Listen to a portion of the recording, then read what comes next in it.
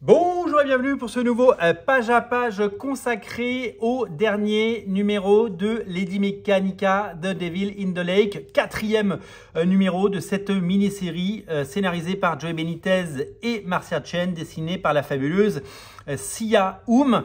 Quatrième épisode publié par Image Comics, financé, vous le savez, sur Kickstarter.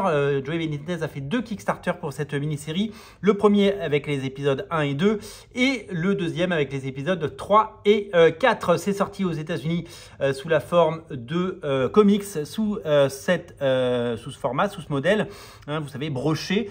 Mais le premier numéro, donc il y avait les numéros 1 et 2 et le deuxième numéro avait les numéros 3 et 4, sorte de pré-publication sur Kickstarter, ce qui lui a permis de lever 200 000 $, ce qui lui permet de vivre de son travail, de payer ses équipes, les frais d'impression et de pouvoir proposer une mini-série par an. Et donc, formidable succès. Cette série de Devil in the Lake sortira en France en 2025, certainement en août ou septembre 2025. Ce sera le tome 9 de la série. La série continue de performer. 28 000 exemplaires pour le tome 1, quasiment 8 000 exemplaires pour le tome 8, ce qui veut dire qu'on est à plus de 100 000 exemplaires sur l'ensemble des tomes. C'est un phénomène qui dépasse évidemment la sphère comics et qui arrive à toucher un très large public. C'est toujours une série de qualité. La particularité de ce quatrième numéro, c'est que ce n'est pas un épisode simple, c'est un épisode double puisqu'il est beaucoup plus long et qu'il permet une conclusion de qualité pour une mini-série qu'il est tout autant. Je vous invite à regarder le premier page à page que j'ai fait sur cette série qui présente les 3 premiers numéros. Le quatrième est présenté dans cette vidéo. Couverture Joey Benitez. Il y a une seconde couverture signée Sia Hum que à l'heure où j'enregistre cette vidéo n'a pas pu, j'ai pas pu mettre la main dessus, mais j'espère évidemment pouvoir le faire parce que vous savez, Lady Mechanika, c'est un peu mon dada.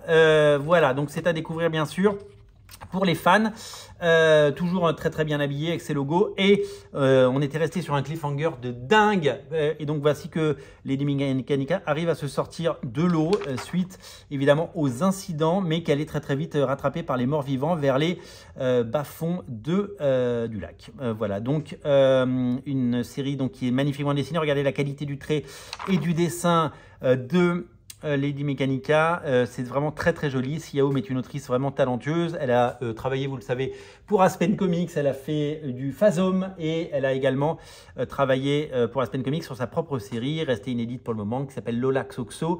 Je crois qu'il y a 3 volumes aux États-Unis et ça mériterait évidemment une édition française. Et on y viendra. Donc c'est une série qui a plusieurs temporalités avec à chaque fois des codes couleurs différents. Là on est dans les rouges pour ça. Et puis là quand elle rêve et qu'elle eh bien, on a un style beaucoup plus cartoony avec une colorisation très différente.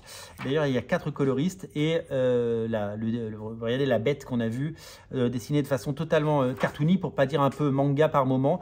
C'est assez chouette le rendu et vous voyez, on a vraiment des choses graphiquement, on a les 2 styles. Tout ça c'est dessiné par Sia Hum et bien sûr on est par moment dans sa tête et par moment dans le monde réel où elle vient de se prendre un énorme choc, donc c'est normal que son cerveau ne soit pas tout à fait en état de fonctionner. Donc très joli, c'est très élégant et on fait des va-et-vient entre les différents états et les différents états d'âme de Lady Mechanika.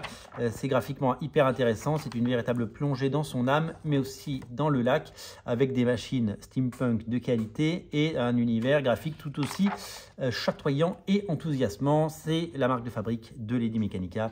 Une qualité de dessin exceptionnelle, quand c'est soit Joey Benitez seul, soit Joey Benitez avec Martine Montiel, soit c'est Brian Ching qui a dessiné, ou Bernard Chang, je ne sais plus quel dessine. C'est Ching, hein, c'est ça qui a dessiné la mini-série qui était le tome 7, qui était superbe. Le tome 8, c'était les origines. Et vraiment, c'est de toute beauté et c'est graphiquement tout ce qu'on attend d'une série comme Lady Mechanika. Regardez le climax, regardez les cliffhangers. Et comme je vous l'ai dit, on a plus de pages et plus de temps. La bête n'est pas aussi méchante qu'on pourrait le croire. Et Lady Mechanika, évidemment, fait une sorte de paix intérieure avec elle.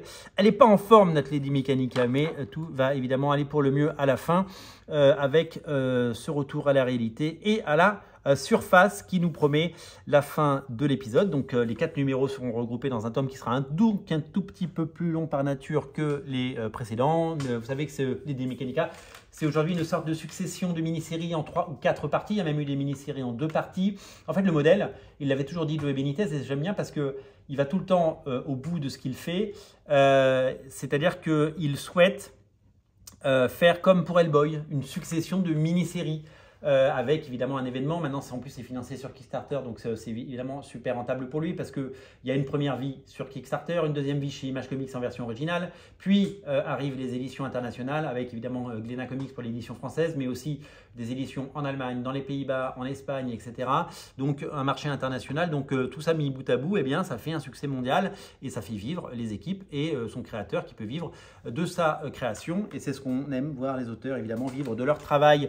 C'est toujours passionnant. Alors, il est allé au bout de ses promesses, Joe Benitez, parce que il fait ses mini-séries. Hein, déjà, voilà, ce sera déjà le tome 9, rendez-vous compte. Il continue évidemment de nous proposer ces magnifiques mini-séries de Lady Mechanica sur le modèle d'Hellboy, donc qui sont ensuite collectionnés dans des beaux volumes. Et c'est vraiment hyper étonnant de voir qu'il tient ses promesses, parce que moi je me souviens, quand il est venu à Paris, quand il vient à Paris, on a l'occasion de se voir avec Joe Benitez. Il y a quelques années, il m'avait parlé il avait en projet une série avec Siao, mais il avait même une série avec Paolo Pantalena. Peut-être qu'elle verra le jour, parce qu'en fait, quand il m'a dit... quand il m'a dit ça, quand il m'a dit ouais, je vais faire travailler d'autres auteurs, il y aura une série par mois et une série par un auteur invité. Donc là, il a déjà fait 2 séries par des artistes invités.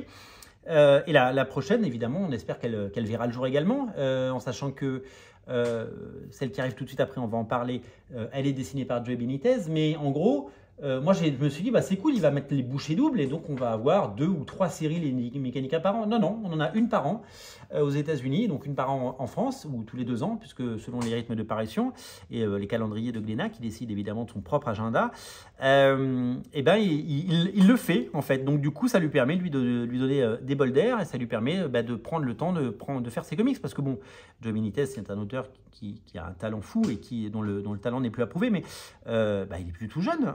Il a plus de 50 ans et faire une série comme ça, faire 50 pages ou 100 pages tous les 2 ans, c'est quand même énormément de travail, surtout avec ce niveau de dessin.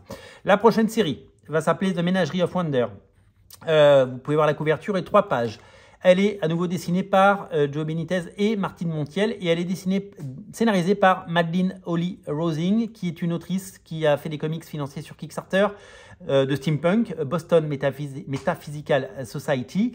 Et donc c'est vraiment une série qui sera dessinée et donc certainement financée sur Kickstarter et chez Image Comics par la suite et ensuite chez Glénat. Donc ça, ce sera le tome 10, donc ça arrivera certainement en 2026 en France. Donc l'avenir est radieux pour les Mechanica et on se réjouit tout à fait d'avoir ces épisodes et ces numéros qui nous arrivent et qui bien sûr nous seront proposés. C'est enthousiasmant et génial. À la fin, on a des petites publicités pour Null Hunter, un Olympus Saga de Michael Walsh et Gustavo Vargas. Je ne sais pas trop ce que c'est, mais on le découvrira bien assez tôt. On a The Moon Following Us de Daniel Warren Johnson, Riley Rosmo et Mike Spicer qui est disponible. On a The Last Mermaid de Derek Kirk et Kim. Et là, c'est la liste de tous les titres Lady Mechanica déjà sortis, qui sont disponibles en TPB et qui nous arrivent en France par la suite. Très bel habillage, Benitez Productions, Image Comics, pour évidemment un maximum de qualité et de plaisir. Voilà pour ce 4e tome de Lady Mechanica de Devil in the Lake, donc qui arrivera en septembre ou août 2025 en version française chez Glénat Comics. On aura le temps d'en reparler. Merci d'être si nombreux à regarder les pages à page. Et merci d'être si nombreux à vous abonner. C'est tout simplement fou, c'est tout simplement génial. Merci à vous, merci à tous. On se reparle très bientôt les amis. Salut.